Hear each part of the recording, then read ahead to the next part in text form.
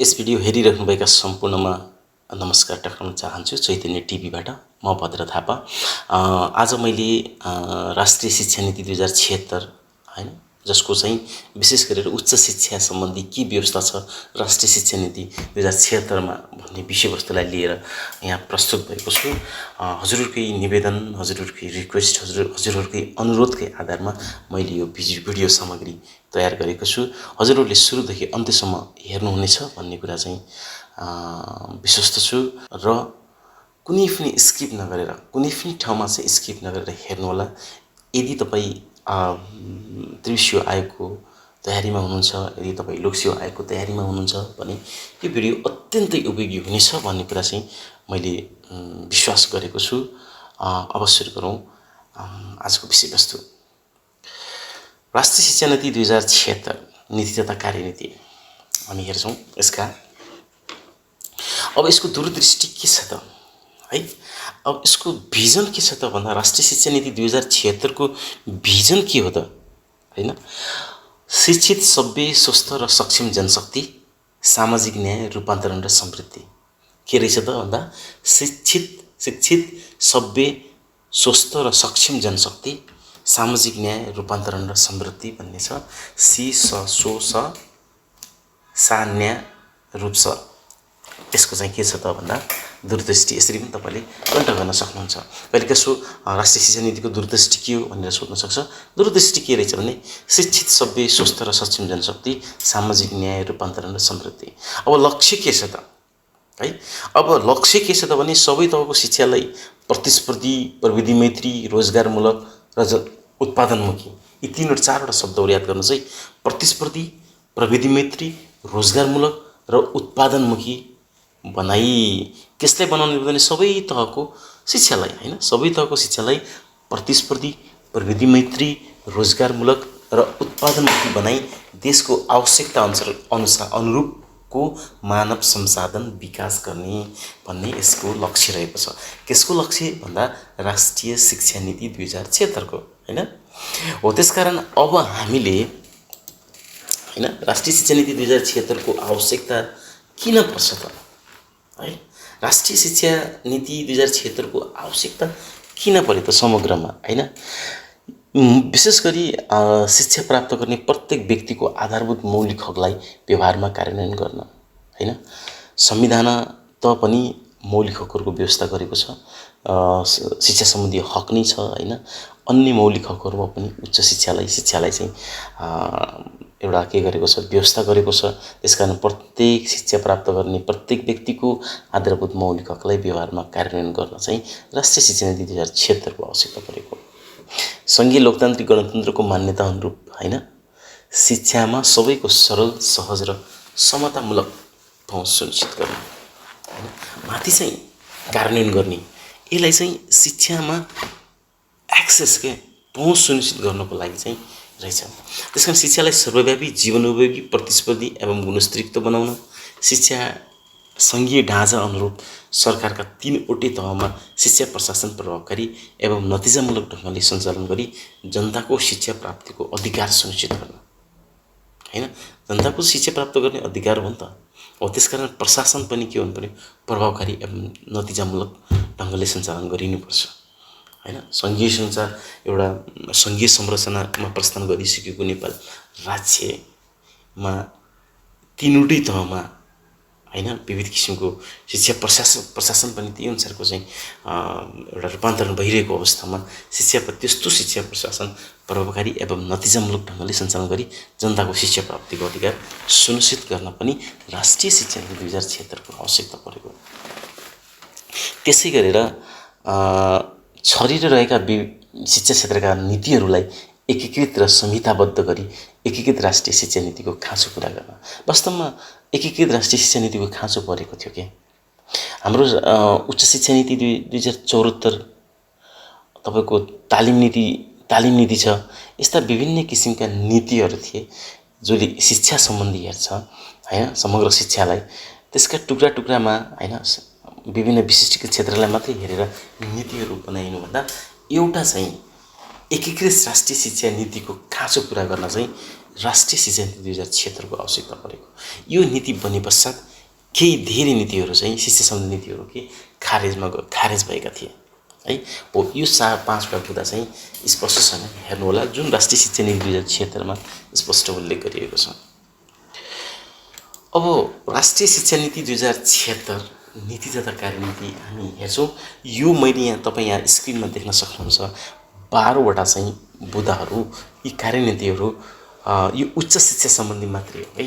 अब यसो राष्ट्रिय शिक्षा नीतिले उच्च शिक्षा सम्बन्धी मात्रै बोल्दैन कि यसले अन्य व्यवस्थाहरू हैन, बाल विकासको कुराहरू, माध्यमिक तहसम्मको शिक्षाको सम्बन्धी नीति तथा कार्यनीतिहरूको कुरा गर्छ। तर हामी यस भिडियोमा हाम्रो मुख्य फोकस भनेको के हो त भने राष्ट्रिय शिक्षा नीति 2076 मा उच्च शिक्षा सम्बन्धी के व्यवस्था गरिएको छ, हामीले त्यसलाई चाहिँ हेर्नेछौँ। पहिलो छ संस्थागत विकास तथा सुदृढीकरण। वास्तवमा हो पनि कुनै पनि कुराहरूको चाहिँ त्यसलाई राम्रो सबल बनाउनु छ भने, हैन, उन्नयन गर्नु छ भने, त्यसको समृद्धि गर्नु छ भने संस्थागत विकास तथा सुदृढीकरण चाहिँ अति नै महत्त्वपूर्ण कुरा हुनुपर्छ है। त्यसकारण संस्थागत विकास तथा सुदृढीकरणको कुरा गर्छ। दोस्रो नम्बरमा शिक्षण विधि, प्रविधि र पाठ्यक्रम समयानुकूल परिमार्जन पनि गर्नु पर्यो हैन। शिक्षण विधिहरूमा पनि त चेन्ज गर्नु पर्यो नि त। प्रविधिहरू विभिन्न किसिमको 21औं शताब्दीमा हैन, this is the age of science and टेक्नोलोजीको कुरा गर्छ, प्रविधिहरूको युज हुनुपर्छ भन्ने मान्यता छ। त्यसकारण प्रविधि मैत्री बनाउनु पर्यो शिक्षण प्रक्रिया कार्यलाई, अध्यापन यो चाहिँ अनुसन्धानलाई। त्यसकारण सँगसँगै त्यो अनुसारको पाठ्यक्रम पनि त हुनु पर्यो नि त। हामीसँग पाठ्यक्रम पुरानो छ हैन, त्यही पाठ्यक्रम वर्षौंसम्म चलाइरहेको छ, समय अनुकूल हैन, श्रम बजारको माग अनुरूप त्यो पाठ्यक्रम पनि परिमार्जन गर्ने कुरा चाहिँ यसमा हुन्छ। प्रादेशिक विश्वविद्यालयको रूपमा सञ्चालन गर्न अभिप्रेरित गर्ने भनेको छ। कुनै पनि अहिले हालमा सञ्चालन भएका कुनै पनि प्रदेशमा आङ्गिक हुन सक्छ, कुनै पनि विश्वविद्यालय हुन सक्छ हैन, विश्वविद्यालयको आङ्गिक क्याम्पस हुन सक्छ, तीलाई प्रादेशिक विश्वविद्यालयको रूपमा सञ्चालन गर्न अभिप्रेरित गर्ने। यदि ती क्याम्पसहरू, ती विश्वविद्यालयहरू चाहिँ के नि भनौँ न इच्छुक छन् भने त्यस्तो कुरा गर्छ 3 नम्बरमा। 4 नम्बरमा चाहिँ चिकित्सा शिक्षा आयोगको सुदृढीकरण गर्ने हैन, चिकित्सा शिक्षा आयोगको बारेमा सुदृढीकरण गर्ने भन्ने कुरा छ। चिकित्सा शिक्षामा सक्षमतामा आधारित पाठ्यक्रम लागू गर्ने कुरा गर्छ। 5औं नम्बरमा आयुर्वेद विश्वविद्यालय स्थापना गरिनेछ भनेर भनेको छ। 6औं नम्बरमा शिक्षा शास्त्रको शैक्षिक कार्यक्रम समयानुकूल पुनरावलोकन तथा संरचना गर्ने भनेर भनेको छ। 7 नम्बरमा चाहिँ उच्च शिक्षा कार्यक्रमलाई अन्तर्राष्ट्रियकरण गर्ने। 8 नम्बरमा राष्ट्रिय विकास सेवा सञ्चालन गर्ने। यसको बारेमा डिटेल चाहिँ म हजुरलाई भन्नेछु। एकदम राम्रो एउटा योजना छ यो। 9 नम्बरमा चाहिँ अनुसन्धानलाई उच्च शिक्षाको अभिन्न अङ्गको रूपमा विकास तथा नवप्रवर्तनलाई प्रोत्साहन गर्ने भन्छ हैन। हो त्यसकारण एउटा 9 नम्बरको बुँदा चाहिँ अत्यन्तै महत्त्वपूर्ण छ। र 1-2टा कुराहरू छन् हेर्नुहोस् है। राष्ट्रिय शिक्षा नीतिमा राष्ट्रिय शिक्षा नीति 2076 मा उच्च शिक्षा सम्बन्धी जब यसले केही कुरा बोल्छ कि कार्यनीति केही बुँदाहरू चाहिँ आउँछ भने अनुसन्धानलाई चाहिँ महत्त्वपूर्ण कुरा मानिएको छ। र अनि त्यो व्यावहारिक हुनुपर्छ, प्रतिस्पर्धी हुनुपर्छ, अन्तर्राष्ट्रिय स्तरमा एउटा चाहिँ प्रतिस्पर्धा गर्न सक्ने एउटा चाहिँ प्रोडक्ट उत्पादन गर्न सक्ने पाठ्यक्रम हुनु पर्यो, त्यो अनुसारको अध्यापन हुनु पर्यो हैन। यी कुराहरूलाई चाहिँ हेर्छ। सँगसँगै यसले चाहिँ अध्ययन अनुसन्धानकै कुरा गर्नुपर्दा नेपाललाई विश्वस्तरीय शिक्षा प्रदान गर्ने एउटा शैक्षिक केन्द्रको रूपमा एजुकेसन हब बनाउने कुरा गर्छ। 11 नम्बरमा दार्शनिक, सांस्कृतिक तथा प्राकृतिक सम्पदामा आधारित अध्ययन तथा अनुसन्धानको व्यवस्था गरिनेछ भनेको छ कि हाम्रो एउटा पूर्वीय दर्शन छ, यसको चिन्तन छ हैन। त्यसलाई चाहिँ एउटा भनौँ न हाम्रो प्राकृतिक स्रोत पनि विविधता छ, यी क्षेत्रहरूमा बेस्ड भएर आधारित भएर अध्ययन तथा अनुसन्धानको व्यवस्था गरिनेछ भनेर भनिएको छ। अनुसन्धानलाई विकाससँग र अनुसन्धान संस्था र उत्पादन संस्था बीच साझेदारी गर्ने भन्ने कुरा छ। अनुसन्धानलाई विकाससँग एउटा चाहिँ तादात्म्यता ल्याउनु पर्यो कि कामसँग जोड्नु पर्यो भन्न खोजेको, उत्पादनसँग जोड्ने भन्ने कुरा गरिएको छ यहाँ शिक्षा हाम्रो अनुसन्धानलाई हैन। त्यसकारण यी कुराहरू 12वटा बुँदाहरू कार्यनीतिहरू हामी उच्च शिक्षा सम्बन्धी नीतिमा चाहिँ हामी हेर्न सक्छौँ। यसको बारेमा हामी डिटेलमा चाहिँ एक गरी अध्ययन गर्नेछौँ। सुरुमा चाहिँ हामी संस्थागत विकास वा सुदृढीकरण भनिएको छ। अब यसमा चाहिँ 1 नम्बरमा मैले यसलाई त सर्टकटमा लेखेको तपाईँलाई सम्झिनको लागि, समग्रमा त्यही नै हो। अब यसमा के भनेको छ, जे लेखिएको छ मैले जस्ताको त्यस्तै यहाँ चाहिँ तपाईँलाई प्रस्तुत गरेको छु।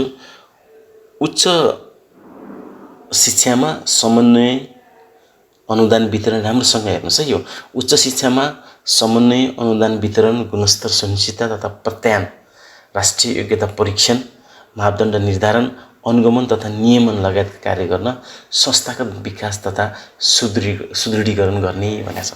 कुन संस्थाको बारेमा यसो लेखेन माथिल्लो पोइन्टमा, संस्थागत विकास तथा सुदृढीकरण गर्ने भन्यो होइन। किनभने कसको लागि त भन्दा हेर्नुहोस् है, उच्च शिक्षामा समन्वय गर्न, उच्च शिक्षाको लागि अनुदान वितरण गर्न, उच्च शिक्षामा गुणस्तर सुनिश्चितता तथा प्रत्यायन भन्छ होइन। एउटा चाहिँ क्वालिटी एस्युरेन्स एन्ड एक्रिडिटेसन भन्छ, राष्ट्रिय योग्यता परीक्षणको कुरा छ। कोही अध्ययन गर्न चाहने, अध्यापन गर्न चाहने होइन, जनशक्ति छ होइन, अध्ययन गर्न चाहने विद्यार्थी छ, तिनीहरूलाई राष्ट्रिय योग्यता परीक्षण गर्नको लागि अनि त्यो अनुसारको हामीसँग पूर्वाधार हुनु पर्यो नि त। सङ्गठन, समिति, उपसमितिहरू, आयोगहरू हुनु पर्यो नि त। हो, त्यही कुराहरूलाई संस्थागत विकास तथा सुदृढीकरण गर्ने भनेर भनेको हो कि। र अब यहाँ चाहिँ यसको लागि के भन्छ भने, यस नीतिमा कार्यनीति, अब यसलाई कसरी यो संस्थागत विकास तथा सुदृढीकरण गर्ने त, यसको कार्यनीति के त भन्दा विश्वविद्यालय तथा उच्च शिक्षा परिषद गठन गर्ने भन्ने कुरा गरेको छ है। विश्वविद्यालय, सम्झिनुहोस् यी पोइन्टहरू, यो फ्रेज कस्तो परिषद भन्दा विश्वविद्यालय तथा उच्च शिक्षा परिषद गठन गर्ने भनेको छ, जुन प्रधानमन्त्रीको अध्यक्षतामा यो परिषद गठन हुन्छ। कुन परिषद भन्दा विश्वविद्यालय तथा उच्च शिक्षा परिषद। यसको कार्य गर्ने, अब यसले गर्ने के त, उच्च शिक्षाको नीति निर्देश गर्ने, अनि विश्वविद्यालयलाई निर्देशन दिने, विश्वविद्यालय अनुदान आयोगलाई मार्गदर्शन गर्ने हैन भनेर भनेको छ। फेरि नयाँ कुरा आयो, विश्वविद्यालय अनुदान आयोग, यसको विषयमा पनि यही पोइन्टमा बोलिनेछ। अब यो गठन कसरी हुन्छ भने, कसरी गठन गर्ने त, अब अलि समावेशी तरिकाले सबैलाई समेट्नु पर्यो नि त। नेपाल सरकारमा ह्युमन रिसोर्स म्यानेजमेन्टसँग प्रत्यक्ष सम्बन्ध राख्ने मन्त्रालयहरूलाई हैन यसमा चाहिँ समावेश गर्नु पर्यो। राष्ट्रिय योजना आयोग पनि समावेश गर्नु पर्यो हैन। शैक्षिक योजना गराउँदा त राष्ट्रिय योजना आयोग त चाहियो त। ह्युमन रिसोर्ससँग सम्बन्धित कस्तो ह्युमन रिसोर्स जसले चाहिँ त्यसको बारेमा अध्ययन अनुसन्धान गरेको हुन्छ, कस्तो जनशक्ति चाहिन्छ त भन्ने, कस्तो त्यो अध्ययन अध्यापन अनुसन्धान गर्नको लागि कस्तो जनशक्ति आवश्यकता पर्छ हैन, बजारमा कुन जनशक्ति आवश्यकता छ भन्ने कुरो नेपाल सरकार जुन नेपाल सरकारका एसएलएमसँग सम्बन्धित मन्त्रालयहरूसँग हुने भएको, त्यसको सरकारको विषय हुने भएको हुनाले त्यसलाई पनि समावेश गर्ने।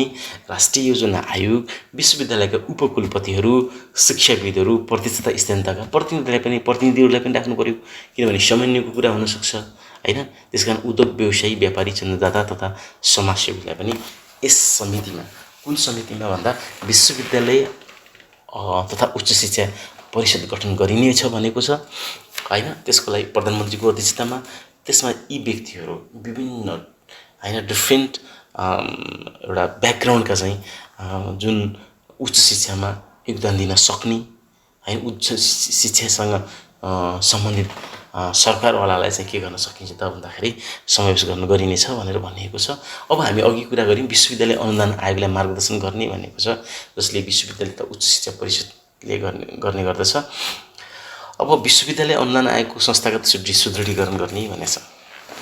कस्तो कार्यमा परिचालन गर्ने त, अब विश्वविद्यालय अनुदान आयोग हैन को भनौँ न, यसको काम भनेको अनुदान वितरण गर्ने, गुणस्तर सुनिश्चित गर्ने, विश्वविद्यालयको समन्वय गर्ने काम त छँदैछ। यसले कस्तो कार्यमा परिचालन गर्ने भन्दा विश्वविद्यालयलाई अनुदान दिने, गुणस्तर सुनिश्चित एवं प्रत्यायन गर्ने, जनशक्तिको राष्ट्रिय योग्यता परीक्षण गर्ने चाहिँ अघि हामी चाहिँ राष्ट्रिय योग्यता परीक्षण गर्नको लागि चाहिँ संस्थागत विकास तथा सुदृढीकरण गर्ने भनेका थियौँ नि त। हो, त्यसरी नै यहाँ जनशक्तिको राष्ट्रिय योग्यता परीक्षण गर्नको लागि यो चाहिँ आवश्यकता परेको छ। अनि त्यसै गरी उच्च शिक्षाको अनुगमन तथा भनौँ न नियमन गर्न, तपाईँको चाहिँ इक्विभ्यालेन्ट गर्न, अनि विश्वविद्यालयबाट आएका तपाईँको विद्यार्थीहरूको इक्विभ्यालेन्ट गर्ने, यो काम चाहिँ इक्विभ्यालेन्टको काम चाहिँ लगभग सुरु भइसकेको छ हैन। यो विश्वविद्यालय अनुदान आयोग ऐन 50 संशोधन गरेर, तर अब यो चाहिँ त्यो कुरा पनि यसलाई जिम्मा दिने गरी त्यो कार्यमा यसलाई परिचालन गर्नेको लागि यसमा जनशक्ति चाहियो, पूर्वाधार चाहियो हैन, त्यो अनुसारको प्रविधि चाहियो। हो, त्यसकारण यसैले विश्वविद्यालय अनुदान आयोग जुन चाहिँ एउटा संस्था छ, सङ्गठन छ, स्वायत्त संस्था है, सङ्गठन होइन, त्यसलाईको त्यसको संस्थागत के गर्यो सुदृढीकरण गर्न आवश्यक छ भनेर भनिएको। त्यसै अब थप कुरा गरौँ भन्दाखेरि प्राविधिक शिक्षालयका रूपमा रूपान्तरण गर्ने भनेर भन्यो। त्यसै गरेर जुन साधन विषय पढाइराखेका छन् तिनीहरूलाई चाहिँ मर्ज गरेर हुन्छ कि तिनीहरूलाई होइन, ती प्राविधिक साधारण होइन, अब प्राविधिक चाहियो नि त होइन, अब प्राविधिक शिक्षालयको रूपमा चाहिँ रूपान्तरण गर्ने कुरा गर्छ। त्रिभुवन विश्वविद्यालयलाई पुनर्संरचना गर्ने कुरा पनि यी बुँदामा लेखेको भेटिन्छ। मानित विश्वविद्यालय स्थापना गर्ने भनेको छ। कुनै पनि विशेष जडीबुटी हुनसक्छ, कुनै पनि होइन, कुनै धर्म, कुनै विशेष अब तपाईँको भनौँ न कुनै पनि प्राज्ञिक क्षेत्रहरू, तपाईँको चिकित्सा क्षेत्रहरू, कुनै पनि एउटा विशेष क्षेत्रलाई चाहिँ विषयवस्तु त्यसको पाठ्यक्रम शैक्षिक कार्यक्रम सञ्चालन गर्ने गरी मानित विश्वविद्यालय स्थापना गर्ने, सामान्यतया विश्वविद्यालयहरूलाई सम्बन्ध नदिने संस्थाको रूपमा विकास गरिँदै लैजाने, कम विद्यार्थी भएका क्याम्पस शैक्षिक संस्थाहरूलाई मर्ज गर्ने, कार्यरत जनशक्तिलाई फेरि त्यहाँ मर्ज गरिसकेपछि त ती क्याम्पसहरू शैक्षिक संस्थाहरूमा त जुन कार्यरत जनशक्तिलाई अप्ठ्यारो पर्न सक्छ नि त। हो त्यसकारण उनीहरूको चाहिँ उत्पादनमूलक ढङ्गले व्यवस्थापन गरिने भनेर कुरा गरिएको छ। खुला विश्वविद्यालयका कार्यक्रमका विस्तार एवं विविधीकरण गर्ने भनेर कुरा गरेको छ। मैले माथि चाहिँ तेस्रो बुँदामा चाहिँ तपाईँ देख्नुहुन्छ मानित विश्वविद्यालय स्थापना गर्ने हुन्छ। यो मानित विश्वविद्यालय भनेको के हो त भन्दाखेरि कुनै पनि विशेष एउटा क्षेत्रलाई चाहिँ उसले त्यस विषयमा चाहिँ अध्यापन गर्छ, त्यहाँ अध्ययन हुन्छ, त्यहाँ त्यस विषयमा अनुसन्धान हुन्छ, त्यहाँ त्यही किसिमको उसले सेवा प्रवाह गर्छ, तर त्यसको चाहिँ छुट्टै शाखा भन्ने चाहिँ हुँदैन है। फेरि यो एउटै हुन्छ क्या होइन। जस्तो हामी नेपालमा हेर्नुहुन्छ भने विज्ञान प्रतिष्ठानहरू छ, कर्णाली विज्ञान प्रतिष्ठान, त्यसको शाखा छैन, त्यहीँ सबै कुराहरू गरेको छ। हो त्यसलाई चाहिँ प्रतिष्ठानहरू जस्तो छ त्यस्तै एउटा चाहिँ के त्यस्ता चाहिँ मानित विश्वविद्यालयहरू स्थापना गर्ने भनेर भनिएको छ। अब दोस्रो नम्बरमा विश्वविद्यालय स्तरको शिक्षण सिकाइ विधि प्रविधि प्रक्रिया र पाठ्यक्रममा समयानुकूल परिमार्जन गर्नुको साथै सूचना प्रविधिको प्रयोग बढाउने भनेर भनेको छ।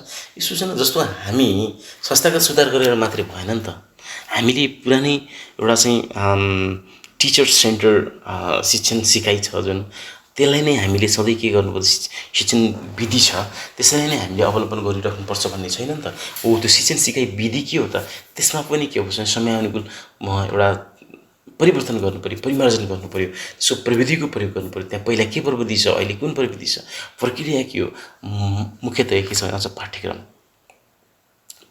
समयानुकूल छ कि छैन, बजारको माग अनुसार छ कि छैन त, त्यहाँबाट उत्पादित भएको जनशक्ति बजारमा बिक्छ कि बिक्दैन त, त्यसको चाहिँ बजारमा डिमान्ड हुन्छ कि नै, वो सबै कुराहरूलाई अध्ययन अनुसन्धान गरेर मात्रै के गर्न सकिन्छ त, त्यसलाई परिमार्जन गर्नुपर्ने देखिन्छ होइन। गर्नुका साथै सूचना प्रविधिको प्रयोग बढाउने भन्ने चाहिँ नीति लिएको छ है। अब विश्वविद्यालय यसमा यसभित्र के भन्छ भने विश्वव्यापीकरण र स्थानीयकरण बीच सन्तुलन तथा ऐतिहासिक ज्ञानलाई आधुनिक ज्ञानसँग र स्थानीय ज्ञानलाई विश्व ज्ञानसँग जोड्ने भनेको छ होइन। तपाईँलाई थाहा छ ग्लोबलाइजेसन हुन्छ, अझ ग्लोबलाइजेसन अनि लोकलाइजेसन भन्छ नि होइन। त्यस्तै अब जस्तो विश्वव्यापीकरण छ, विश्वव्यापीकरण र स्थानीयकरण बीच सन्तुलन कायम गर्नु पर्यो। हाम्रो स्थानीय स्तरमा एउटा उत्पादन हुने प्रोडक्ट होइन, स्थानीय स्तरमा जो ज्ञान सिप पनि सँगसँगै लाने, विश्वव्यापीकरणसँग जुन ग्लोबलाइजेसन ल्याएका विषय पद्धतिहरू पनि सँगसँगै लैजानेतिरको चाहिँ त्यो सन्तुलन कायम गर्नु पर्यो। ऐतिहासिक ज्ञानलाई आधुनिक ज्ञानसँग जोड्नु पर्यो कि हाम्रो हिस्ट्री छ होइन, हामीले चाहिँ हिस्ट्रीलाई नै आधार मानेर हामीले आधुनिक ज्ञानको पनि एउटा हिस्ट्री नै के हुन्छ भने आधुनिक ज्ञानको चाहिँ उपज हुनसक्छ क्या होइन। त्यसरी ऐतिहासिक ज्ञानलाई आधुनिक ज्ञानसँग र स्थानीय ज्ञानलाई विश्व ज्ञानसँग जोड्ने चाहिँ भनेर भनिएको छ। यसमा उच्च शिक्षाको विधा र विषयमा विविधीकरण गरी राष्ट्र विकासको नवीन क्षेत्रसँग सम्बन्धित जनशक्ति उत्पादन गर्ने भन्छ। जस्तो उच्च शिक्षाको विधा र विषयमा विविधीकरण गर्ने होइन, एडोरेसन गरिसकेपछि राष्ट्र विकासको नवीन क्षेत्रसँग सम्बन्धित जनशक्ति उत्पादन गर्छ। अब समय परिवर्तन हुँदै जाँदा राष्ट्र विकास भनेको के हो त, विभिन्न किसिमको त्यसको लागि चाहिने नवीन क्षेत्रहरू के हुन् त, त्यसको पहिचान गर्दै त्यहीसँग सम्बन्धित के आवश्यक जनशक्ति चाहिँ के गर्नुपर्छ भन्दा उत्पादन गर्ने। जस्तो अब एआई नजानेसम्म अब धेरै कुराहरूबाट पछाडि पर्न सक्छ। अब एआई अहिले वर्ल्डले मागेको एउटा जस्ट इक्जाम्पल, वर्ल्डले मागेको, संसारले मागेको एआईको नलेज हो भने एआईको नलेज त तपाईँहरूले चाहिँ त्यो शिक्षा दिनु पऱ्यो नि त, होइन? हो, त्यस कारण त्यो भनेको राष्ट्र विकासको नवीन क्षेत्रसँग सम्बन्धित जनशक्ति उत्पादन गर्ने भनेर भनेको उच्च शिक्षाको पठन पाठन, होइन, लाई परियोजनामा आधारित खोजमुखी र अनुसन्धान केन्द्रित बनाउने भन्यो। जस्तो परियोजनामा आधारित हुनु पऱ्यो, प्रोजेक्टमा आधारित हुनु पऱ्यो, खोजमुखी हुनु पऱ्यो, होइन, घोगन्ती बिदा हुनु भएन, अनुसन्धान केन्द्रित बनाउनु पऱ्यो कि उच्च शिक्षाको। हेर्नुहोस् है, यो पढ्ने डिग्री लिने मात्रै होइन, यसको कुरा गर्दैन यो शिक्षा नीतिमा। उच्च शिक्षाको बारेमा जब राष्ट्रिय शिक्षा नीति 2076ले बोल्छ, यसले घोक्ने पढाउने, डिग्री हासिल गर्न तिनीलाई पढाउने, पूर्वाधार विकास गर्ने मात्रै भएन, पाठ्यक्रम कस्तो हुने, पद्धति शिक्षण सिकाइ कस्तो हुने त, होइन, हो, ती कुराहरूको बारेमा मैले बोल्छ। उच्च शिक्षाको पठन पाठनलाई परियोजनामा आधारित खोजमुखी र अनुसन्धान केन्द्रित बनाउने भनेर भन्यो नि त। हो, त्यस कारण अनुसन्धान र नवप्रवर्तनलाई उच्च शिक्षाको अभिन्न अङ्गको रूपमा विकास गर्ने भन्यो। यो अनुसन्धान र नवप्रवर्तनलाई उच्च शिक्षाको अभिन्न अङ्गको रूपमा विकास गर्ने इन्डिस्पेन्सेबल पार्ट भन्छ क्या, होइन? हो, त्यस कारण त्योलाई उच्च शिक्षालाई यो अनुसन्धान र नवप्रवर्तनबाट छुटाउनु भएन कि त्यो उच्च शिक्षामा त्यो कुरा चाहिँ हुनु पर्यो। अनुसन्धानका प्राप्तिको व्यवहारिक प्रयोगको वातावरण सिर्जना गर्नु पर्यो। उद्योग, व्यवसाय संस्थान र शिक्षण संस्थाबीच सहकारी र साझेदारी बढाइ विद्यार्थीहरूलाई काम गर्दै अध्ययन गर्न पाउने अवसर प्रदान गर्नु पर्यो, होइन? काम गर्दै अध्ययन गर्ने कि सूर्य योजनाले पनि यस विषयमा बोल्छ, होइन, काम गर्दै अध्ययन गर्ने कुरा हो। त्यस कारण यसले यहाँ उद्योग, व्यवसाय संस्थान र शिक्षण संस्थाबीच सहकारी र साझेदारी बढाइ विद्यार्थीहरूलाई काम गर्दै अध्ययन गर्न पाउने अवसर प्रदान गर्नु पर्यो भन्दाखेरि अब शिक्षण संस्थाहरूले पनि, विश्वविद्यालयहरूले पनि ती उद्योग, व्यवसाय संस्थान, शिक्षण संस्था, होइन, एउटा सहकारी र साझेदारी गर्ने, होइन? त्यसकारण अब त्यहाँ स्वयंसेवकको रूपमा हुनसक्छ, होइन, केही निर्वाह भत्ता पाएर उसले चाहिँ के गर्न सक्छ त भन्दाखेरि त्यहाँ काम गरेर उसलाई केही आर्जन पनि होस्, सँगसँगै अध्ययन पनि अगाडि बढोस्। त्यसै गरेर अन्तर्राष्ट्रिय स्तरमा प्रतिस्पर्धा गर्ने शैक्षिक कार्यक्रम परिमार्जन गर्ने भनेर भन्छ। र उच्च शिक्षामा अध्यापन, तपाईँको प्राध्यापन, अनुसन्धान गर्न चाहने व्यक्तिहरूको लागि विज्ञताको लेखाजोखा गर्न राष्ट्रिय योग्यता परीक्षण प्रणाली लागू गर्ने भनेको छ। राष्ट्रिय योग्यता परीक्षण प्रणाली लागू गर्ने भन्ने कुरो चाहिँ यसले चाहिँ कार्यनीति बनाएको छ। त्यसै गरेर अब 3 नम्बरमा हेरौँ, हाल सञ्चालनमा रहेका र प्रदेश स्तरमा रहन इच्छुक विश्वविद्यालयहरूलाई प्रदेश सरकारको समन्वयमा, होइन, प्रदेश सरकारको समन्वय त गर्नु पर्यो प्रदेश सरकारसँग, होइन? त्यसकारण प्रादेशिक विश्वविद्यालयको रूपमा सञ्चालन गर्न अभिवृद्ध गर्ने भनेर भनेको छ। जो हाल सञ्चालनमा रहेका छन् त्यहाँ विश्वविद्यालयबाट सम्बन्धन प्राप्त विश्वविद्यालयका आङ्गिक क्याम्पसहरू, होइन, त्यसलाई चाहिँ हाल सञ्चालनमा रहेका र प्रदेश स्तरमा रहन इच्छुक विश्वविद्यालयहरूलाई प्रदेश सरकारको समन्वयमा प्रादेशिक विश्वविद्यालयको रूपमा सञ्चालन गर्न अभिप्रेरित गर्ने भनेर भनिएको छ यो तेस्रो नम्बर कार्यनीतिमा। अब यसको चाहिँ कार्यनीति के छ त? यो नीति कार्यनीति के छ त भन्दा विश्वविद्यालय कलेजका रूपमा स्तरोन्नति गर्ने, आङ्गिक तथा सम्बन्धन प्राप्त क्याम्पसको नक्साङ्कन र अध्ययनको आधारमा चाहिँ विश्वविद्यालय र विश्वविद्यालय कलेजका रूपमा चाहिँ स्तरोन्नति गर्ने भनेर भनेको छ। त्यसै गरी नेपाल सरकारले, तर त्यस्तो गर्दाखेरि चाहिँ नेपाल सरकारले दिँदै आएका अनुदान कटौती नहुने गरी, होइन, जनशक्तिको सेवा शर्त र सुविधामा प्रतिकूल असर नपर्ने व्यवस्था मिलाउने भनेर कुरा गरिएको छ। त्यसरी तपाईँको कुनै पनि विश्वविद्यालय र विश्वविद्यालय कलेजको रूपमा स्तरोन्नत गरियो, होइन, त्यो आङ्गिक क्याम्पस हुनसक्छ, सम्बन्धन प्राप्त क्याम्पस हुनसक्छ, त्यसको अध्ययन गरेर त्यसको नक्साङ्कन गरेर। तर त्यहाँ त्यस्तो गरिसकेपछि नेपाल सरकारले ती आङ्गिक क्याम्पसलाई, ती सम्बन्धन प्राप्त क्याम्पसलाई जुन अनुदान दिँदै आएको थियो नि त, त्यसलाई चाहिँ कटौती नहुने गरी र त्यहाँको जनशक्तिको सेवा शर्त र सुविधामा प्रतिकूल असर नपर्ने व्यवस्था मिलाउने भनेर भनिएको छ। र सामुदायिक विश्वविद्यालयको रूपमा रूपान्तरण गर्न सक्ने व्यवस्था गरिने भनेर पनि भनिएको छ। अब त्यसै गरी 4थो नम्बरमा छ, हामी यो चिकित्सा सम्बन्धी छ। चिकित्सा शिक्षालाई सेवामूलक तथा गैर नाफामूलक बनाउन गुणस्तरीय, विवेकशील तथा सामाजिक दायित्वबोध भएको चिकित्साकर्मीको उत्पादन गर्न चिकित्सा शिक्षा आयोगको सुदृढीकरण गर्ने एक चिकित्सा शिक्षामा सक्षमता आधारित पाठ्यक्रम लागू गर्ने भनेर भनेको छ। त्यसकारण यसमा चाहिँ विशेष गरेर के छ भने सङ्घीय सरकारको शिक्षा सम्बन्धी विषय हेर्ने मन्त्रालयको समन्वयमा सञ्चालन गर्ने, त्यसको चाहिँ जसले शिक्षा सम्बन्धी जसले विषय हेर्ने जुन मन्त्रालय छ त्यसकै समन्वयमा सङ्घीय सरकारको शिक्षा सम्बन्धी विषय हेर्ने सङ्घीय मन्त्रालयको समन्वयमा सञ्चालन गर्ने भनेको छ। जो चिकित्सा सम्बन्धी जुन शैक्षिक संस्थाहरू अध्ययन संस्थानहरू छन् त्यसलाई भनेको हो, यो हस्पिटलहरू छ त्यसलाई भनेको हो यो होइन। चिकित्सा शिक्षा आयोगको नियमन, नेतृत्व र निर्देशनमा गुणस्तर कायम गराइनेछ। चिकित्सा शिक्षा सम्बन्धी प्रतिष्ठानहरूलाई एकीकृत प्रतिष्ठानको रूपमा सञ्चालन गर्न आवश्यक कानुनी प्रबन्ध गर्ने भनेर भनेको छ। यो चिकित्सा शिक्षा सम्बन्धी प्रतिष्ठानहरू जति छन् होइन, जस्तो तपाईसँग हेर्नुहुन्छ भने हाम्रो अघि पनि मैले भने प्रणाली विज्ञान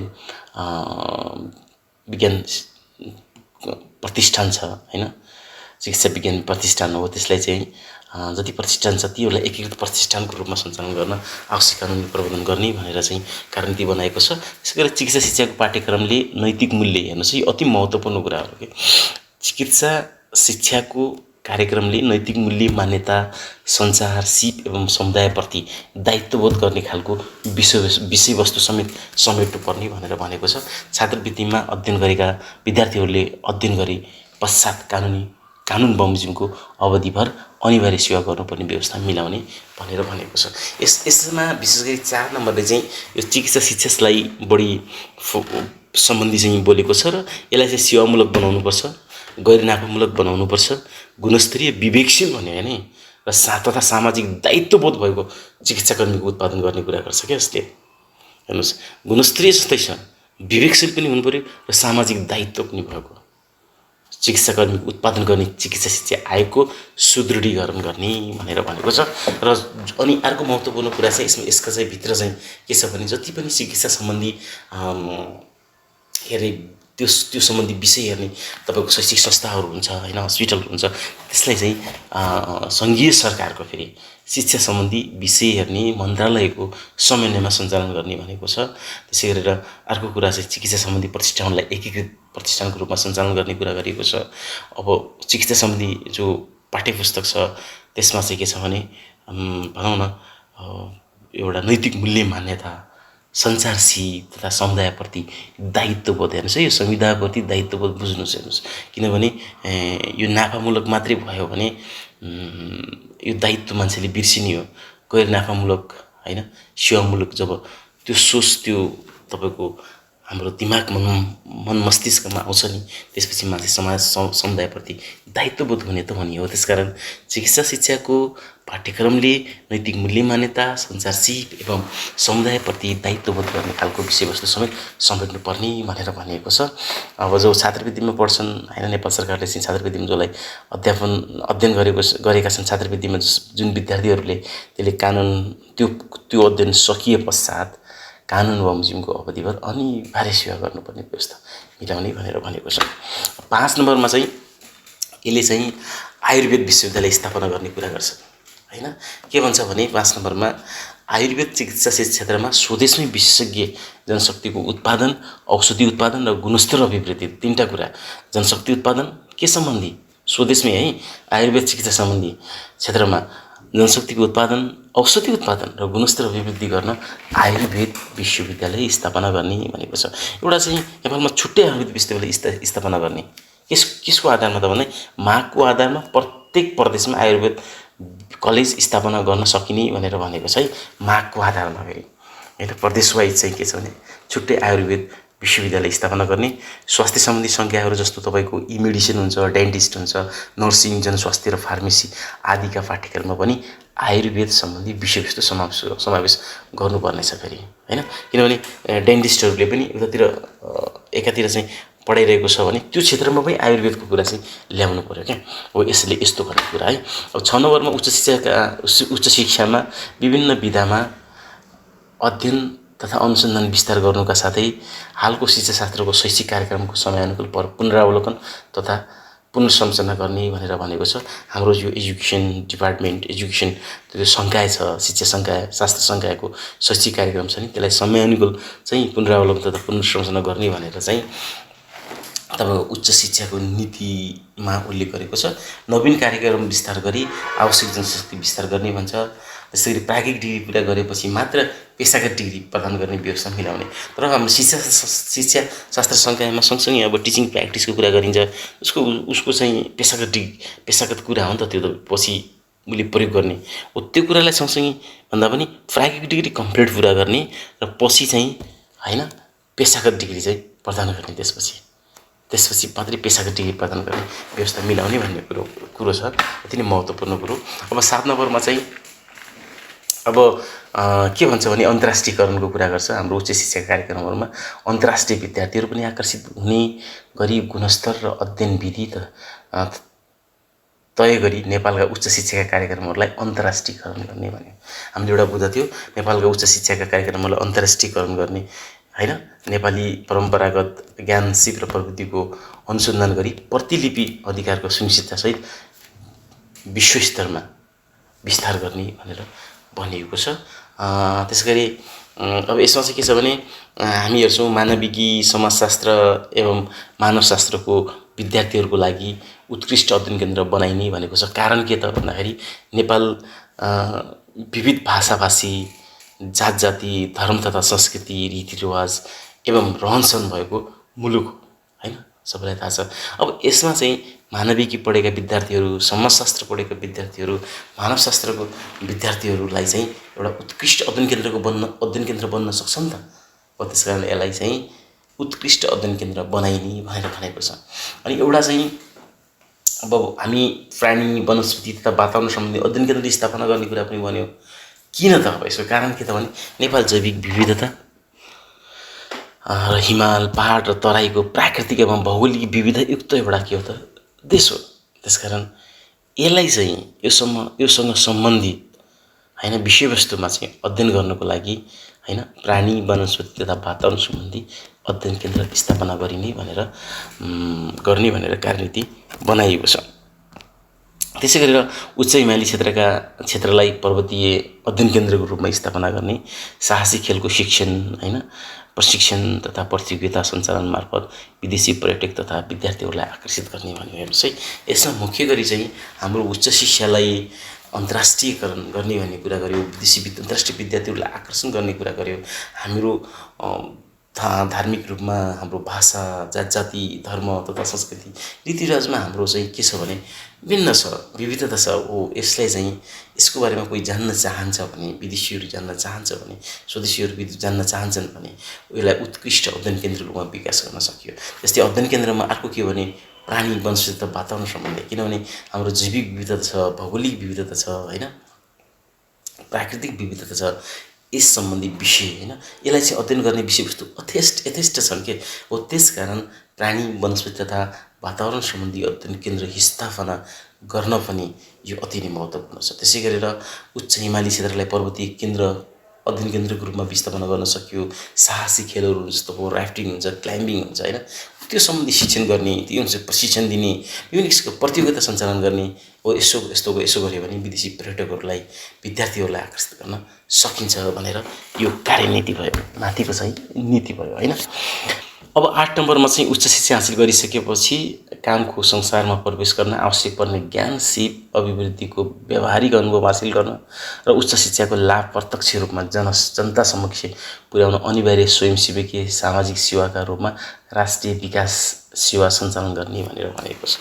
यो राष्ट्रिय विकास सेवा सञ्चालन गर्ने भनेको के हो त? केसका लागि गर्ने त भन्दा यसले स्पष्टसँग के लेख्यो भने उच्च शिक्षा हासिल गरिसकेपछि कामको संसारमा प्रवेश गर्न आवश्यक पर्ने होइन ज्ञान सिप र अभिवृद्धिको व्यावहारिक अनुभव हासिल गर्न भने तपाईँ उच्च शिक्षा हासिल गर्नुभयो, तपाईँ एउटा चाहिँ वर्क प्लेसमा जानुहुन्छ, एउटा कामको संसारमा जानुहुन्छ, त्यहाँ चाहिने विभिन्न किसिमका सिपहरू हुन्छ, मानवीय सिप हुन्छ, तपाईँको त्यसको व्यावसायिक सिप हुन्छ, ज्ञान हुन्छ। त्यसको चाहिँ अभिवृद्धिको लागि त्यो सम्बन्धी व्यावहारिक ज्ञानको हासिल गर्नको लागि र उच्च शिक्षाको लाभ प्रत्यक्ष रूपमा जनता समक्ष पुर्याउन तपाईँले के पढ्नुभयो त त्यसको लाभ चाहिँ जनता समक्ष पनि पुगोस् न त हो। त्यसकारण त्यस्तोको लागि त स्वयंसेवकीय रूपमा जानु पर्यो। स्वयंसेवकीय सामाजिक सेवाका रूपमा राष्ट्रिय विकास सेवा सञ्चालन गर्ने भनेको छ। अब राष्ट्रिय विकास सेवा सञ्चालनमा के हुन्छ भने राष्ट्रिय आवश्यकता का आधारमा प्राविधिक विषयमा स्नातक र साधारण विषयहरूमा स्नातकोत्तर तहमा 1 वर्षसम्म चाहिँ यो अवधिभरमा उसले राष्ट्रिय विकास सेवा गर्नुपर्ने के। कस्तो भने जस्तो राष्ट्रिय आवश्यकता के छ, प्राविधिक विषयको छ भने ब्याचलर पास गरेको छ भने bachelor after completion of bachelor degree होइन। अब साधारण जेनरल सब्जेक्टहरू छ भने स्नातकोत्तर मास्टर्स कम्प्लिट भएपछि 1 वर्षसम्म चाहिँ राष्ट्रिय विकास सेवा गर्ने स्वयंसेवकको रूपमा काम गर्ने, ताकि उसले चाहिँ उसले भोलि कामको संसारमा श्रमको संसारमा चाहिँ ऊ छिर्दैछ भने उसको त्यो सम्बन्धी ज्ञान सिप होइन अभिवृद्धिको लागि एउटा व्यावहारिक ज्ञान हुन्छ नि त। र उसले जानेको कुराहरू पनि त्यो कुनै पनि निश्चित क्षेत्रका मान्छेले त्यसको त लाभ लिने भयो हो। त्यसको लागि चाहिँ 1 वर्षसम्म चाहिँ त्यहाँ काम गर्नुपर्ने छ। आन्तरिक तथा बाह्य सुपरिचिबाट एउटा अन्तिम मूल्याङ्कन तिनीहरूको त्यहाँबाट गर्ने होइन। समुदायको सेवा तथा राष्ट्रिय विकासका लागि जाने विद्यार्थीहरूका लागि निर्वाह खर्चको व्यवस्था चाहिँ गरिदिनुपर्छ भन्ने कुरा गरेको छ है। फेरि किनभने त्यस्तै फोकटमा चाहिँ 1 वर्षसम्म काम गर्नुभन्दा निर्वाह खर्च पनि आओस्, उसले केही कुरा सिकोस्, त्यसपछि उसले चाहिँ त्यहाँदेखि चाहिँ उसको वृत्ति विकास हुने गरी। त्यसै गरी अब मोडेल के त, कुन मोडेलमा चाहिँ हुन्छ त भन्दा यो यसलाई कुन मोडेलमा चाहिँ राष्ट्रिय विकास सेवा सञ्चालन गर्ने त भन्दा कुनै एक समुदाय वा भौगोलिक क्षेत्रलाई विशेष प्राथमिकतामा राखिएन चाहिँ कुनै समुदाय हुनसक्छ सम्बन्धित, कुनै एउटा भौगोलिक क्षेत्रलाई विशेष प्राथमिकतामा राखी भिलेज कलेजको रूपमा विकास गर्ने, सेवा गाउँ बनाउने र त्यही क्षेत्रमा नमुना विकास गर्नुपर्ने हो। त्यसै गरेर के भन्छ भन्दाखेरि शिक्षालाई उत्पादनसँग जोड्ने भन्छ हेर्नुहोस् होइन। अर्को बुदा शिक्षालयहरूलाई होइन विश्वविद्यालयहरूलाई स्वयं उत्पादनमुखी प्रतिष्ठानको रूपमा विकास गर्ने, उद्यमशीलताका कार्यक्रम सञ्चालन गर्ने, रोजगारीका अवसर सिर्जना गर्ने। अब 9 नम्बरमा चाहिँ अनुसन्धानलाई उच्च शिक्षाको अभिन्न अङ्गको रूपमा विकास गर्दै नवप्रवर्धनलाई प्रोत्साहन गर्न कानुनी संस्थागत र व्यवहारिक उपायहरू अवलम्बन गर्ने भनेर भन्छ होइन। अनुसन्धान जुन विषय छ, अनुसन्धानलाई उच्च शिक्षाको अभिन्न अङ्गको रूपमा विकास गर्दै नवप्रवर्तनलाई प्रोत्साहित गर्न कानुनी संस्थागत र वा व्यवहारिक उपायहरू अवलम्बन गर्ने भनेर भनेको छ। अब राष्ट्रिय शैक्षिक अनुसन्धान परिषद गठन गर्ने, त्यसको लागि राष्ट्रिय शैक्षिक अनुसन्धान परिषद गठन गर्ने भने चाहिँ किन त भन्दा शिक्षामा अनुसन्धानलाई प्रोत्साहन दिन, अनुसन्धानका प्राथमिकताहरू पहिचान गर्न, शिक्षा क्षेत्रमा संलग्न अनुसन्धान संस्थाहरूका बीच समन्वय कायम गर्न, अनुसन्धानकर्ताहरूका बीच नियमित अन्तर्क्रिया गर्ने पद्धतिको विकास गर्न, अनुसन्धानका नतिजाहरूलाई नीति निर्माण र शैक्षिक अभ्यासको सुधारमा अधिकतम रूपमा उपयोगमा ल्याउने वातावरण सिर्जना गर्न चाहिँ राष्ट्रिय शैक्षिक अनुसन्धान परिषद गठन गर्ने भन्छ। अब सरकारी लगानी वृद्धिको पनि कुरा गर्छ। कहाँ गर्ने त भन्दा राष्ट्रिय प्राथमिकताका क्षेत्रहरूमा तथा क्षेत्रअनुसार तथा नयाँ ज्ञान र प्रविधिको अन्वेषणमा हुने अनुसन्धानका लागि चाहिँ सरकारी लगानी वृद्धि गर्ने कुरा गर्छ। त्यसै गरी अन्य बुदाहरूमा चाहिँ विश्वविद्यालयका अनुसन्धान केन्द्र र निकायको क्षमता विकास गर्नुपर्छ। जो चाहिँ विश्वविद्यालयका जस्तै त्रिभुवन विश्वविद्यालयकै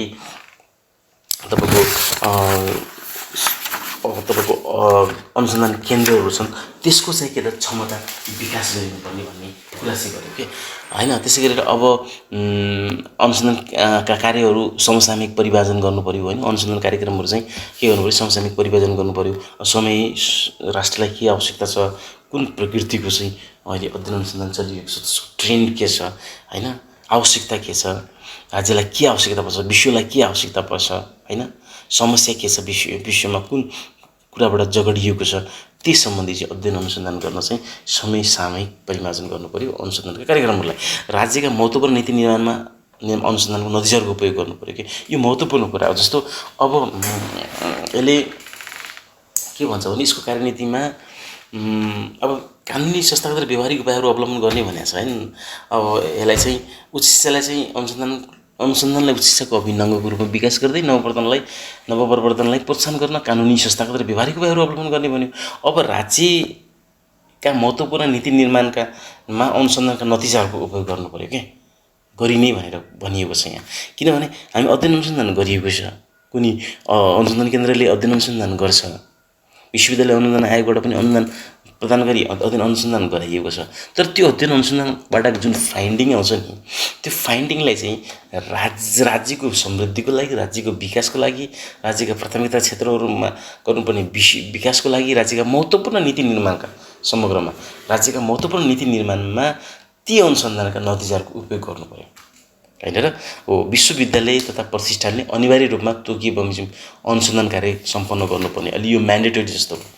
विश्वविद्यालय खोलिहाल्यो, प्रतिष्ठान खोलिहाल्यो, अध्ययन संस्थान खोलिहाल्यो, तर के गर्छ उसले चाहिँ अनुसन्धान गर्नु पर्यो नि त। हो तोक्दिने तिनीहरूलाई तोके बमोजिम अनुसन्धान कार्य सम्पन्न गर्नुपर्ने र राष्ट्रिय तथा ती अनुसन्धानबाट ती जुन रिजल्ट आउँछ, जुन एउटा फाइनल रिपोर्ट, त्यो राष्ट्रिय तथा अन्तर्राष्ट्रिय जर्नलमा अनिवार्य प्रकाशन गर्नुपर्ने भनेर चाहिँ यस्ता यस्ता कुराहरू कानुनी संस्थागत र व्यवहारिक कुराहरू अवलम्बन गर्ने। के सम्बन्धमा भन्दा उच्च शिक्षामा अनुसन्धानको सम्बन्धमा है। त्यसै गरेर 10 नम्बरमा चाहिँ हेरौँ, शैक्षिक गुणस्तर कायम गर्न सक्ने अवस्थामा मात्र विदेशी विश्वविद्यालय वा सम्बद्ध शैक्षिक संस्थाहरूलाई नेपालमा कार्यक्रम चलाउन स्वीकृति दिने र नेपालका विश्वविद्यालयहरूमा हैन सञ्चालन नभएका नयाँ प्रविधिसँग सम्बद्ध विषयका कार्यक्रमहरू विदेशी विश्वविद्यालयहरूसँग सम्बन्धनमा नेपालमा सञ्चालन गरी नेपाललाई विश्वस्तरीय शिक्षा प्रदान गर्ने गरी शैक्षिक केन्द्र बनाउने भनेर भन्यो। यहाँ 2-3टा कुरा भयो, हेर्नुहोस् है, यो राम्रोसँग बुझ्नुहोस् नबुझेको भए। शैक्षिक गुणस्तर कायम गर्नु पर्यो। हो शैक्षिक गुणस्तर कायम गर्न सक्ने अवस्थामा मात्र विदेशी विश्वविद्यालय वा सम्बद्ध शैक्षिक संस्थाहरूलाई नेपालमा कार्यक्रम चलाउन स्वीकृति दिने। उसले चाहिँ नेपालमा आइसकेको शैक्षिक गुणस्तर दिन सक्नु पर्यो नि त। त्यो क्वालिटी मेन्टेन गर्नु पर्यो, क्वालिटी राम्रो क्वालिटी दिनु पर्यो।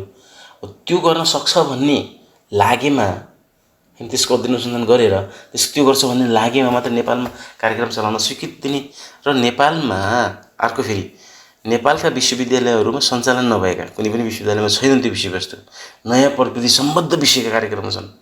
अनि त्यस्तो छ भने जुन फेरि नेपाललाई चाहिएको छ भने विदेशी विश्वविद्यालयसँग सम्बन्धनमा नेपालमा सञ्चालन गरी नेपाललाई विश्वस्तरीय शिक्षा प्रदान गर्ने गरी शैक्षिक केन्द्र बनाउने भनेर भनेको छ। अब सम्बन्धन परिवर्तनको कुराहरू छ, थप कार्यक्रम सञ्चालन तथा नयाँ कार्यक्रम सञ्चालन स्वीकृति प्रदानको सम्बन्धमा के भन्छ भने त्यसको लागि आधार के त शिक्षण संस्था र सम्बन्धन प्रदायक निकाय बीच भएको सम्झौताको आधिकारिकता, विश्वविद्यालयको गुणस्तरको समेतको सम्बन्धमा अनिवार्य रूपमा परराष्ट्र मन्त्रालय मार्फत सम्बन्धित कूटनीतिक नियोगबाट बुझेर मात्रै के गरे सम्बन्धन परिवर्तन गर्ने कुरा हुन्छ, थप कार्यक्रम सञ्चालन कुरा गर्ने हुन्छ, नयाँ कार्यक्रम सञ्चालनका स्वीकृति प्रदान गर्ने गरी त्यस्तो नीति कार्यनीति बनाउने भन्छ। अब नेपाल सरकारको पूर्व स्वीकृति लिनुपर्ने भनेर भन्छ। कस्तो त कसले र किन लिने त भन्दा अनुमति प्राप्त गरी सञ्चालनमा रहेका संस्थाहरूले विदेशी शिक्षक र व्यवस्थापक तथा कर्मचारी भर्ना गर्दा चाहिँ नेपाल सरकारको पूर्व स्वीकृति लिनुपर्छ हैन। हो अनिवार्य रूपमा राष्ट्रिय मापदण्ड पालना गर्नुपर्ने। हेर्नुहोस् कसले त विदेशी बोर्डबाट सम्बन्धन लिए सञ्चालनमा रहेका शिक्षण संस्थाहरू तर कूटनीतिक नियोगले सञ्चालन गरेका बाहेक भनेर भन्छ हैन। अब छात्रवृत्ति प्रदान गर्ने हो कसलाई कसरी दिने त कसले दिने त यो विदेशी शैक्षिक कार्यक्रम सञ्चालन अनुमति प्राप्त गरेका शिक्षण संस्थाहरूले विदेशी लगानीकर्ता भए 10% हैन। हो अब चाहिँ स्वदेशी लगानीकर्ता भए 10%, विदेशी लगानीकर्ता भए फेरि 20% चाहिँ उसले चाहिँ के गर्छ पर्छ त मलाई छात्रवृत्ति चाहिँ दिनु पर्यो।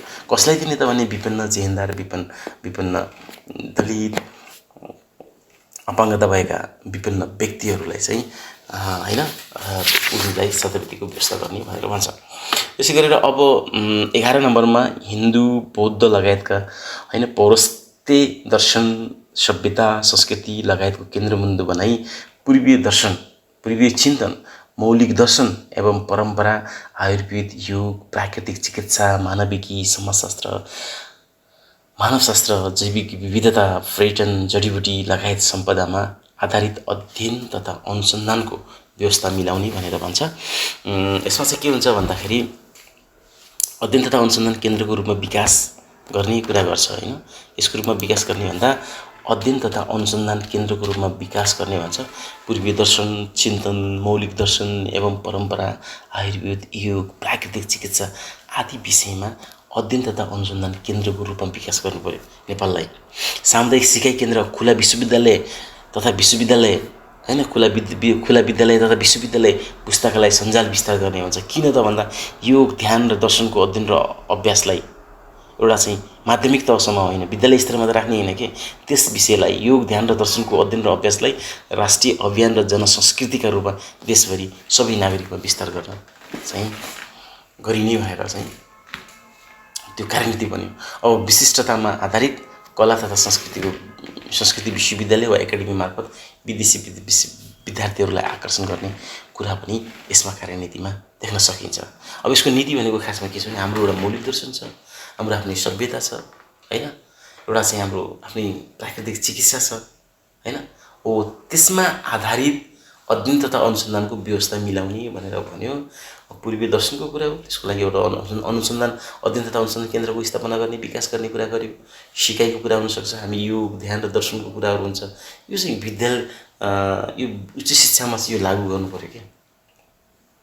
त्यसै गरी विशिष्टतामा आधारित कला तथा संस्कृति विश्वविद्यालय एकाडेमी मार्फत विदेशी विद्यार्थीलाई आकर्षण गर्ने कुरा चाहिँ गर्छ। अब अन्तिममा चाहिँ 12औं नम्बरमा चाहिँ अनुसन्धान र विकासमा लगानी बढाउने र यस्तो लगानी आधारभूत तथा वैज्ञानिक अनुसन्धान र व्यवहारिक अनुसन्धानका निम्ति सार्वजनिक निजी क्षेत्रका उद्योगहरू एवं अन्य शैक्षिक एवं प्राज्ञिक क्षेत्रहरू बीच सहकार्य गर्ने र अनुसन्धानलाई विकाससँग जोड्ने अनुसन्धान संस्था र उत्पादन संस्था बीच साझेदारी गराउने भनेर भन्यो। के भन्यो त्यसमा विशेष गरेर अनुसन्धानलाई विकाससँग जोड्ने हैन हो, अनुसन्धान संस्था र उत्पादन संस्था बीच साझेदारी गराउने हो, यस्ता कुरा गर्छ। अब यस विषयमा हेरौँ, औद्योगिक प्रतिष्ठानहरूलाई अनुसन्धान र विकासमा लगानी गर्न प्रोत्साहित गर्ने कसरी गर्ने त? अब यसले भन्छ है, यसले चाहिँ कसरी गरिने भनेर भन्यो।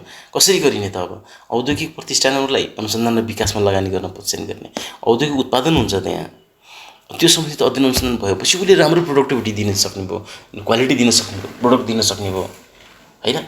कसरी भन्दाखेरि विश्वविद्यालय अनुसन्धान प्रतिष्ठान र औद्योगिक प्रतिष्ठानहरू बीच सहकार्य मार्फत चाहिँ तपाईँ हामी के गर्न सक्छौँ त भन्दा औद्योगिक प्रतिष्ठानलाई अनुसन्धान र विकासमा लगानी गर्न प्रोत्साहन गर्न सक्छौँ।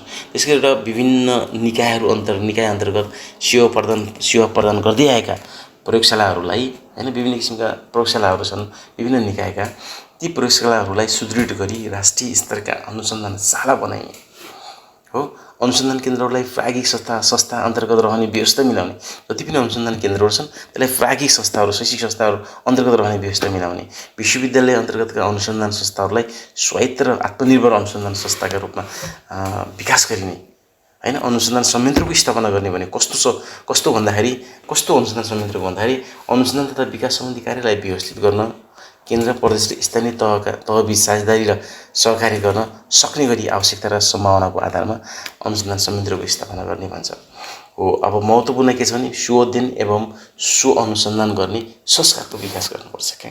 हामी पनि पढाउने मात्रै होइन क्या, शिक्षण पढाउने मात्रै, विद्यार्थी आफै पढ्न सकोस्, आफै अध्ययन अनुसन्धान गरेर आफै पनि पढ्न सकोस्, त्यस्तो संस्कारको चाहिँ विकास गर्ने, विश्वविद्यालयले सञ्चालन गर्ने अनुसन्धानमा विद्यार्थीहरूलाई समेत परिचालन गर्ने हैन। विश्वविद्यालयले जति सञ्चालन गर्छन् नि ती अनुसन्धानको कार्यमा विद्यार्थीहरूलाई पनि परिचालन गर्ने, विद्यार्थी पढ्दैछ त्यो अनुसन्धान गर्दैछ क्या, तिनीहरूलाई पनि परिचालन गर्ने, त्यो थेसिस हुन्छ डेजिटेसन हुनसक्छ हैन, त्यो काममा चाहिँ तिनीहरूलाई पनि परिचालन गर्न सकिन्छ भनेर अनुसन्धानको कुराहरू चाहिँ धेरै पछिल्ला पछिल्ला नीतिहरूमा चाहिँ अलि अनुसन्धानसँग जोडिएको छ।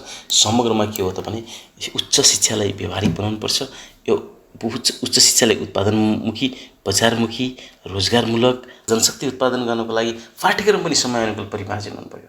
ती पाठ्यक्रम गरेरमा सिलेबसहरू चाहिँ हैन, त्यसलाई चाहिँ परिमार्जन गरेर मात्रै भएन, संस्थागत जनशक्तिको कुरा पनि गर्छ यसले, संस्थागत व्यवहारको कुरा पनि गर्छ। तपाईँ चिकित्सा शिक्षाको आएको पढ्दाखेरि हामीले अघि पढ्यौँ नि, त्यसकारण संस्थागत विकास सुदृढीकरण गर्न पनि आवश्यक छ, कुनै समिति परिषद गठन गरेर पनि गर्न सकिन्छ हो। त्यसकारण यी कुराहरू दिमागमा राखेर तपाईँले यो राष्ट्रिय शिक्षा नीति 2076मा उच्च शिक्षा सम्बन्धी के व्यवस्था रहेछ भनेर हेर्न, पढ्न र बुझ्न सक्नुहुनेछ। यतिन्जेल भिडियो हेरेर साथ दिनुभयो, अवश्य पनि तपाईँहरूको लागि यो भिडियो उपयोगी हुनेछ। यस्तै उपयोगी भिडियोहरूसँग जोडिनको लागि हामीसँग जोडिनुपर्ने हुन्छ। त्यसको लागि तपाईँले यदि सब्स्क्राइब गर्नुभएको छैन भने सब्स्क्राइब गर्न नभुल्नुहोला। हस्त, धन्यवाद।